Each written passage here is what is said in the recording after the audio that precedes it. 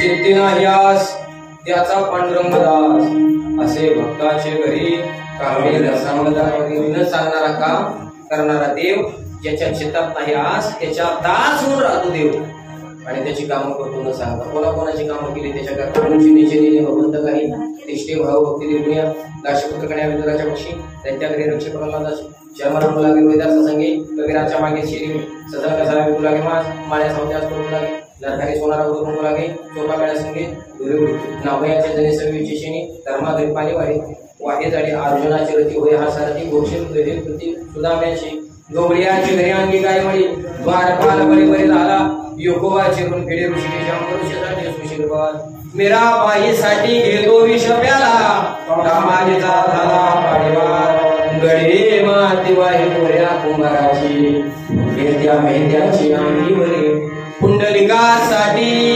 अजून तुका म्हणे माधवची 13 चरणाचा सरासरी अभंग आहे आणि 13 चरणामध्ये पूर्वार्धात आणि उत्तरार्धात कोणत्या कोणत्या संतांची कशी कशी कामं केली याची यादी आहे.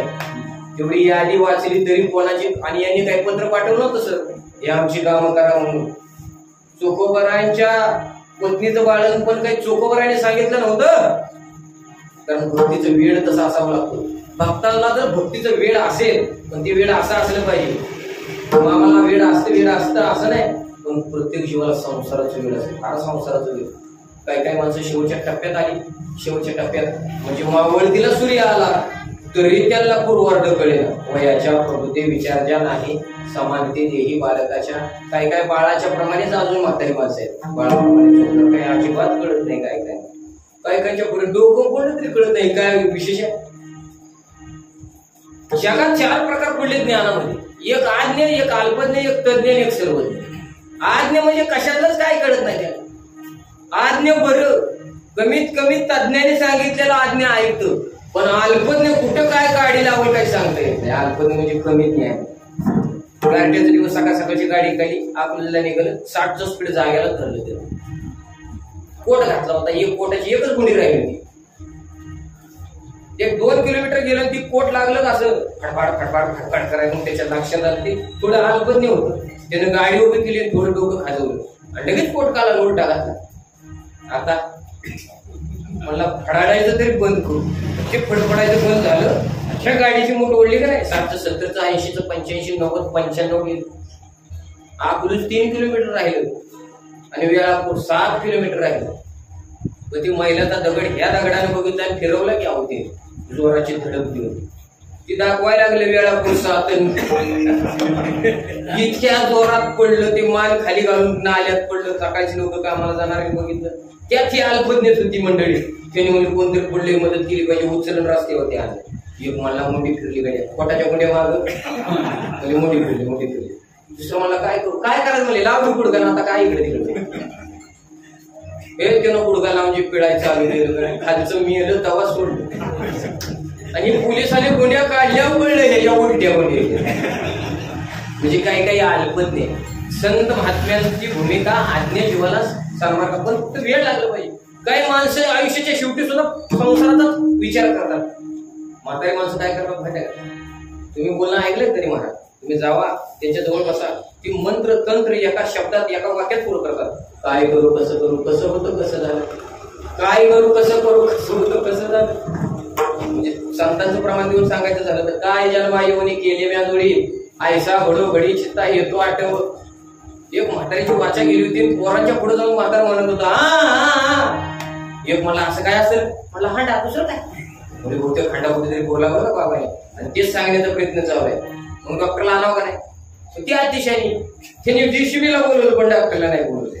जीसीबीला मुली वाड्याची पुढची भिंत पाडायची आहे म्हणजे का म्हणजे बाबाचा सांगण्याचा आकार हांड्याचा आहे आणि निश्चित हांडा वाड्याच्या भिंतीत पोहण्याची शक्यता आहे. दाट शक्यता आहे म्हणजे पाडा. पुढची भिंत पाडली का हे निघालं नाही. म्हाताऱ्याने पुन्हा डोक्याला हात लावून सांगितलं पूर्व म्हणजे हांडा नक्की आहे फक्त भिंत चुकली दुसरी पाडली हो काही निघालं नाही. एक शाला मनुष्याला येण्यावर डॉक्टरला आणा म्हातारा नीट करा मग काय विचारते ते ऐका मग बोला. डॉक्टरला आणलं सलानी म्हाताऱ्याला दिलं. म्हातारा नीट झालं मग बोलायला लागले. म्हाताऱ्याला पोर विचारत होती असं जे करत होता तू हांडा कुठे आहे. म्हातारा म्हणला भिंत का पाडली ती सांगा आधी. म्हणजे हांड्या टाका म्हणजे हांडा नाही काय नाही म्हणजे मग असं काय काय नाही म्हणले, काल परवा पाटलाच्या लग्नाला घरबार गेला तुम्ही? म्हणले हो. मग घरी कुणीच नव्हतं? म्हणले बर. म्हणले शेजारची एक मावशी आली, तिनं मात्र चाळायची चाळण तेवढी नेली, तेवढी आणा, दुसरं काय. आयुष्यभर अशा करता गेलो. म्हणून जीवनामध्ये ज्ञान पाहिजे. जगामध्ये लौकिक ज्ञान आणि आत्मज्ञान हे दोन ज्ञानाचे प्रकार आहेत. लौकिक ज्ञान जर परिपूर्ण असतं, लौकिक ज्ञान जर परिपूर्ण असतं तर ज्ञानोबा म्हणतात, लौकिक ज्ञान जर परिपूर्ण असतं तर आत्मज्ञानाची गरज पडली नसती. पण लौकिक ज्ञान परिपूर्ण नाही, पांगळा आहे, आंधळा आहे लौकिक ज्ञान. लौकिक ज्ञानामध्ये ज्ञानोबराची गोवे तर्क्याती गाडा, व्याकरणी चोकडा, परी आत्मज्ञानी पुढे जाते अंजुजायचा. ज्ञानोबरा म्हणतात, तर्काची लोक गावात, तालुक्यात, जिल्ह्यात, घरात आहे. तर्क करणारी म्हणजे गावात सत्ता कुणाची, तालुक्यात सत्ता कुणाची, मुलाचे पाय पाळण्यात दिसतात. तुम्ही एखाद्या, आता तुमच्याकडे शिकण्याकरता मुलं येतात, त्याच्यावरून तुम्हाला त्याच्या शिकण्याच्या भूमिकेवरून कळतं का नाही हा किती पुढे जाईल. जिथं 10वीला 35% मार्क पडली ती मला म्हणते डॉक्टर व्हायचा. डॉक्टर होणार. तो कंपाऊंडरच्या सुद्धा लेवलचा, पण तरी ती म्हणते मी डॉक्टर होणार. ते तर्की आधी गाडा. ज्ञानोबा म्हणतात, तर्क करणारे जगात किती लोक आहेत? तर्क करणारे लोक कोणाकडे असते सांगू? जास्तीत जास्त तर्क करणारे लोक पोलीस खात्यात असते. पोलीस खात्यात, त्यातल्या त्यात CID खात्यात असते. पोलीस खात्यात अधिक CID खात्यात. 5-25 हजार लोकसंख्येचं गाव होतं. त्या गावामध्ये सारख्या चोऱ्या होत होत्या. लोकांनी जरा तक्रार केली जिल्हाधिकाऱ्याकडे. जिल्हाधिकाऱ्यांनी त्याला चांगला PSI दिला. कैलास महाराज चांगला PSI दिल्यानंतर त्या PSIने विचारलं, त्याची स्ट्रॅटर्जी वेगळी. त्यानं आपल्या स्टाफला बोलून घेतलं, विचारलं काय बाबा चोऱ्या होण्याचं प्रमाण काय? म्हणजे रात्रीच्या 2च्या सुमारास होतात. म्हणजे रात्रीतून 2 वेळा गस्त द्या, म्हणजे पेट्रोलिंग करा, गाडी फिरवा. म्हणजे ठीक आहे. पण एकले त्यातले ते स्टाफले हुशार होता. स्टाफ म्हणजे साहेबच काय जाते सांगणार, साहेब घरी जाणार, म्हणजे रात्रभर आम्हालाच येणं घ्यायला लागते. आपलं येणार नाही.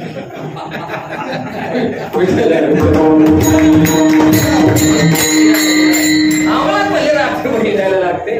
म्हणजे साहेबाचं काय, साहेब जाईल घरी सांगत डोबले जाऊ द्या, काय त्याची अडचण नाही. म्हणजे बघा रात्रीतून म्हणजे एकदाच पेट्रोलिंग, म्हणजे एकदाच गाडी फिरवायची, निवांत झोपायचं गड्या. हो आपण काय फिरणार नाही. म्हणजे कुणाचा मोर्चा आला त्याला संरक्षण आपलं, कुणाचा गणपती संरक्षण आपलं, कुणाची यात्रा संरक्षण आपलं. काय काय करायचं म्हणजे एवढ्या स्टाफनं. दुसरी म्हणजे बरोबर, पण म्हणजे एखादं जर प्रकरण पलटलं तर म्हणजे काळजी करू नका, खोटं बोलण्यात मी पटायला असते की काय काय. साहेब घरी झोपायला चोरी व्हायला एका दिवशी गाठ पडली आणि यांनी एकच राऊंड मारलेला होता. चोरी झाली रात्रीच्या 2ला. तक्रार कार्यकर्त्यांना सांगितलं रात्री 2ला बरोबर चोरी झाली. त्यांनी सांगितलं आमची गाडी रात्री 2ला फिरत असते. म्हणजे कुठली गाडी कुठलं काय.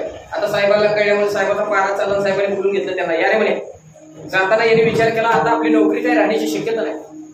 मग त्यातला एक हुशार होता, मला काळजी करू नका, मी खोटं बोलण्यात हुशार म्हणून सांगितलं ना. म्हणजे हो काळजी करू नका. त्यांनी गॅरेजवाल्याला फोन लावला. आप्पा लगेच गॅरेजवाल्याला सांगितलं बघा रात्री गाडी पंक्चर झाली होती असं सांगा, आणि शिवाय 1000 रुपये बिल झाला असंही सांगा. ते म्हणले पण नाही, नेमत तुम्ही नेमा चालते म्हणजे. आता त्याला काय विचारायला होय मला अमोलजी म्हणतात. तो होय म्हटल्या बरोबर यानं मात्र काय केलं, साहेबापाशी गेल्या म्हणजे चोरी काय होते. चोरी काय होते म्हणजे आपण गाडी पंक्चर झाली नाही तर चोरी काय होती. म्हणजे चोराने डाव त्याच्यामुळे साधला नाही, काय चोरी होती असं म्हटल्यानंतर साहेबांनी विचारलं खरं म्हणजे काय झालं. म्हणजे गाडी पंक्चर झाली. कुठं जाईल म्हणजे वड्यात जाईल. बरं कुठं काय म्हणजे अमुक अमक्याच्या ठिकाणी. आता साहेब म्हणजे प्रश्न विचारणार असं त्यांच्याकडे शोधलंच असतं. साहेब म्हणजे लावकर फोन. आता याने आधीच पक्की बांधी केलेली, त्याच्यामुळे फोन लावून साहेबाच्या हातात दिला. साहेबांना कानाला लावून विचारलं का आमची पोलीस स्टेशनची गाडी रात्री आली होती का. म्हणजे आली होती. काय झालं म्हणजे पंक्चर झाली. म्हणजे बिल 1000 रुपये झाले. न विचारता त्यानं सांगितलं. साहेबाला थोडी शंका आली. साहेब म्हणजे ठीक आहे गाडी पंक्चर झाली हे ठीक आहे, पण जरा सांगाल का म्हणजे काय गाडीचं कोणतं चाक पंक्चर झाले.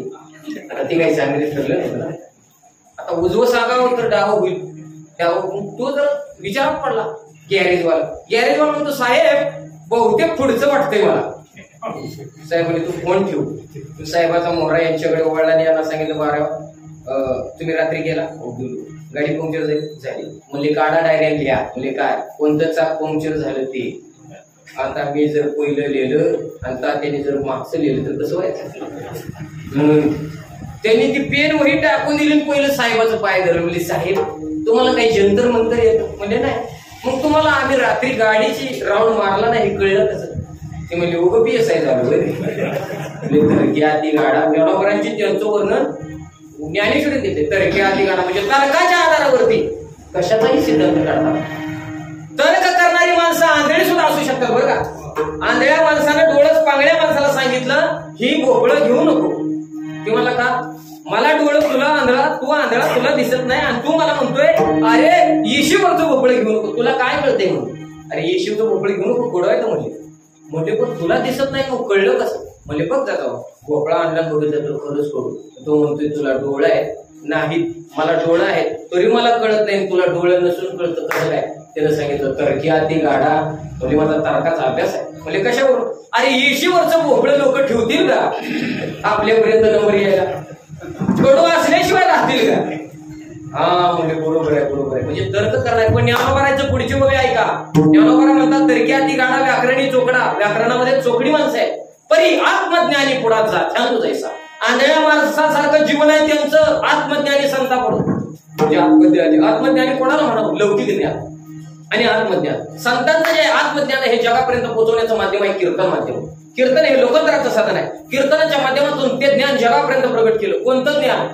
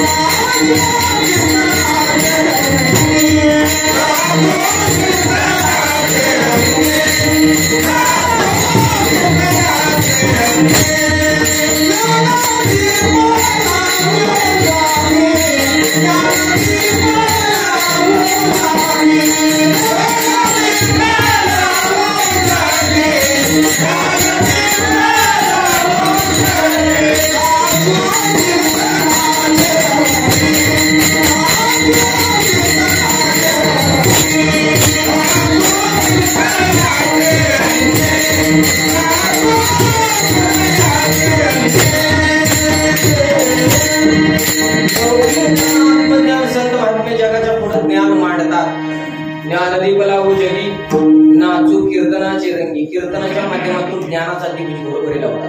हे कीर्तन माध्यम हे आज या वर्ष पहिलंच आहे. या पहिल्या वर्षामध्ये हे जे खळ आहे ना ते हरिनामाचं खळ आहे. या हरिनामाच्या खळ्यामध्ये तुम्ही आम्ही आलो पाहिजे. त्याच्याकरता हे हरिनामाचं खळ सर्वांच्या मार्गदर्शनातून हे विचारणं सुरू आहे. या खळ्यामध्ये अमुक जोडलेल्या पुण्याच्या राशी जे मध्ये आहे ती राशी पुण्याच्या राशी आहे. संत महात्मे सांगतात ज्याच्या चित्तामध्ये आस नाही त्याचा पाठोमध्ये असा आहे. अनाथाचा बंधू अंगी असे हा सबंधू. अनाथांचा बंधू होतो म्हणजे भाऊ होतो आणि कोणतं ना कोणतं नातं लावतो. बघा तो कोणतं ना कोणतं नातं आपल्याशी लावतो. कोणाची न सांगता कामं केली त्याच्यामध्ये पांडवांचा पहिला नंबर आहे. पहाते पांडवा अखंड वनवाशी परिते आदिवासी आठविती. देव त्यांच्या घरीच राहायला गेला. ज्ञानोबारांनी त्याचं वर्णन हरिपाठाच्या दुसऱ्या पहिल्याच अभंगात केलेले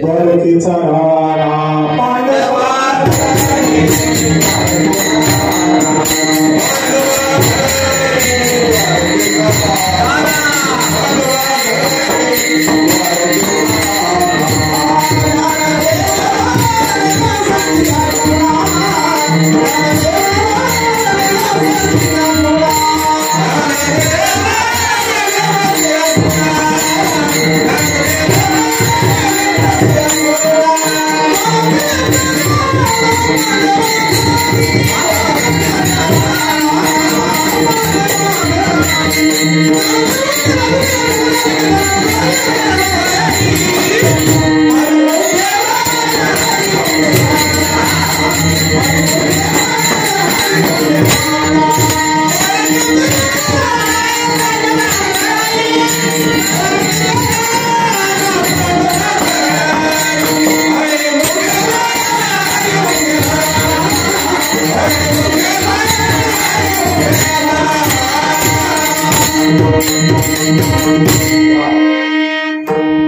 अशा चाली असल्यावर कीर्तन पाठपर्यंत आता कसं आहे वेळ करण्यात मजा आहे.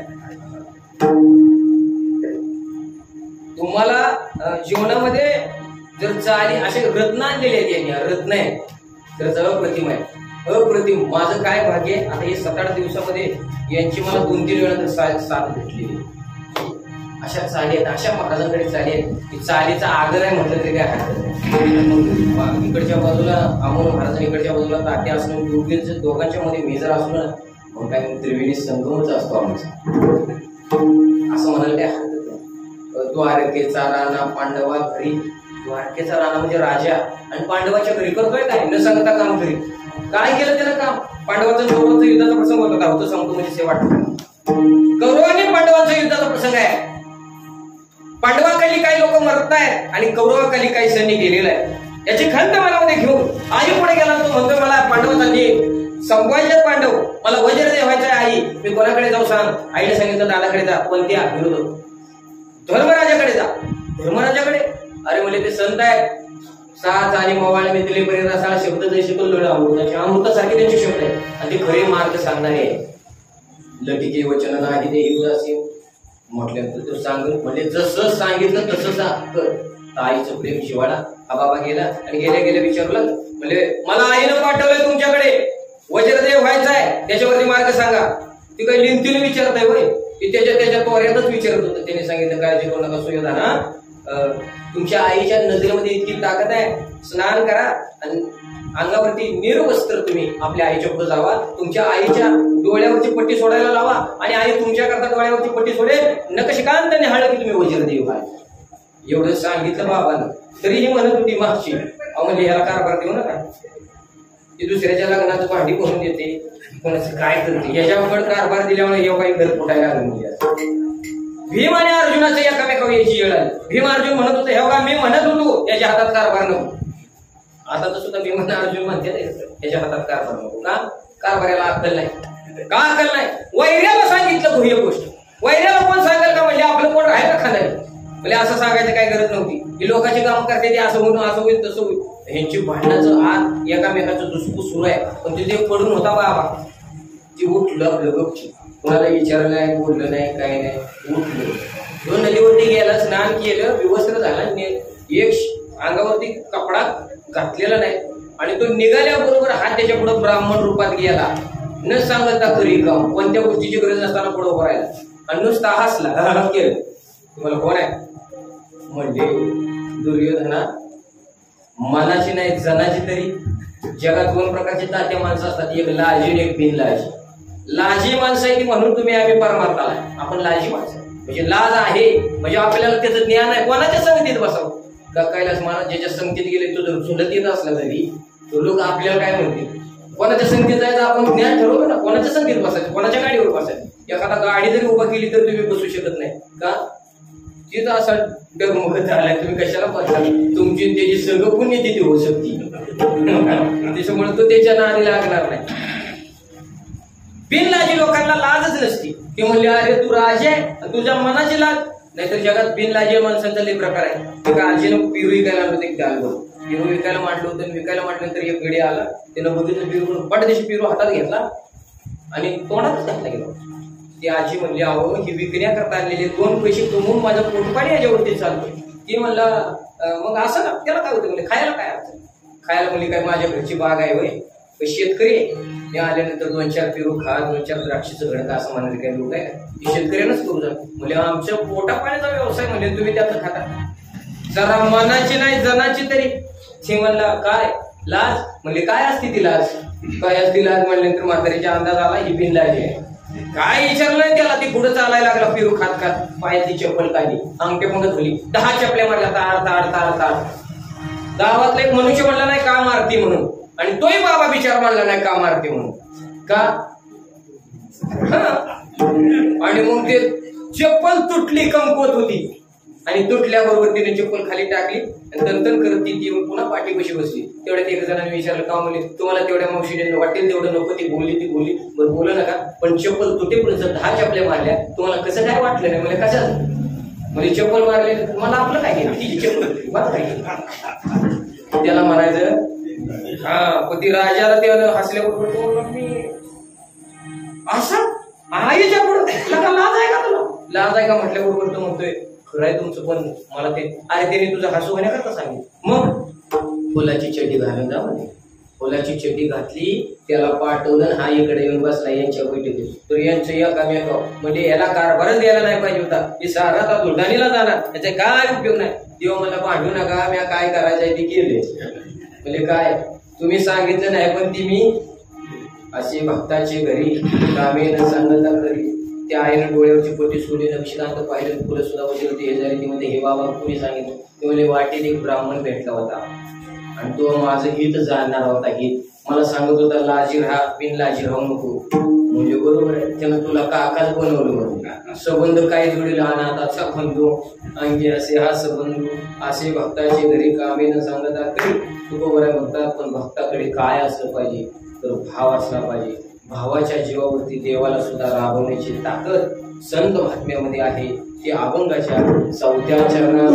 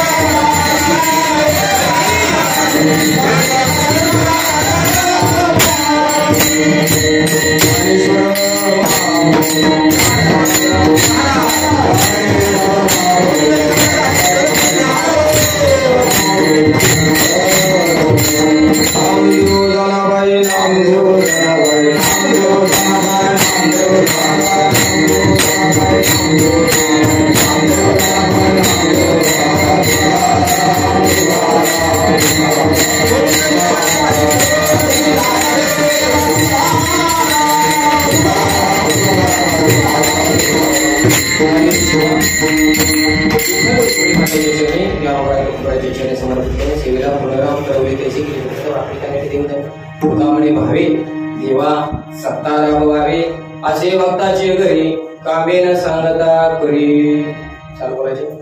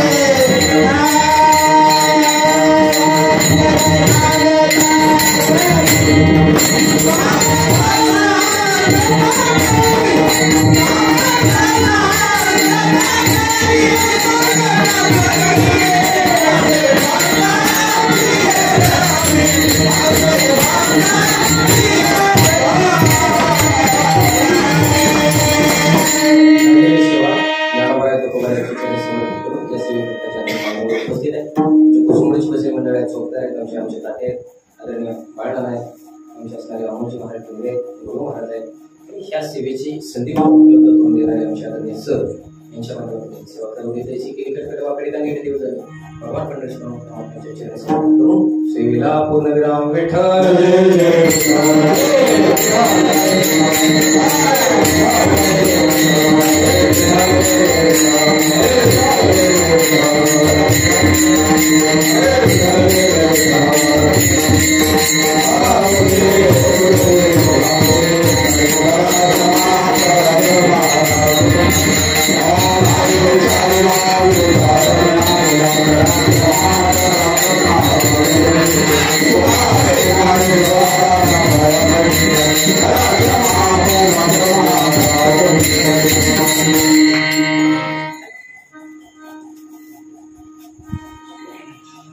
आपल्या माळशिरस तालुक्यामध्ये अशी काय रथ नाही बरं. ही रत्न सोडून मला जरा थोडस विशेष वाटतं की लोक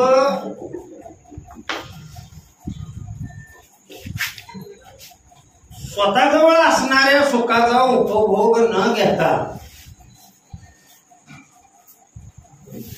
सेवितो हा रस वाटितो आणि का घ्यारे होऊन नका रान बाहेर सुख का शोधतात. माळशिरस तालुका हा लक्षात ठेवा कीर्तनकारांनी आणि गायनाचार्यांनी गच्च भरलेला तालुका आहे. एका चढीत एक कीर्तनकार आणि एका चढीत एक गायनाचार्य. परंतु इथेच आहे तुझा आहे तुझं पाशी परी जागा चुकलाशी. लोक बाहेर सुख शोधण्याचा प्रयत्न करतात. आमचे हरिभक्त परायण प्रदीप महाराज डेरे देवासाठी कीर्तन केलं, देवांच्यासाठी नाही केलं. आलं का? कीर्तन देवासाठी होणं वेगळं, देवाच्यासाठी होणं वेगळं. कालचंही कीर्तन आजचंही कीर्तन अगदी एका चढीत एक पायऱ्या. आलं का लक्षात? आणि त्यात समाज जो आहे काय, हा समाज एवढा, कीर्तनाला समाज किती लागतो. आणि खरोखरच देवासाठी कीर्तन केलं. अतिशय उत्कृष्ट असे दृष्टांत देऊन, तिथल्या तिथं प्रमाण देऊन, वायपट चर्चा न करता उत्कृष्ट अशी सेवा केली. पिलीव ग्रामस्थ मंडळाच्या तर्फे मी त्यांचं आभार मानतो आणि अशीच आम्हाला कडपर्यंत साथ द्यावी ही अपेक्षा व्यक्त करतो.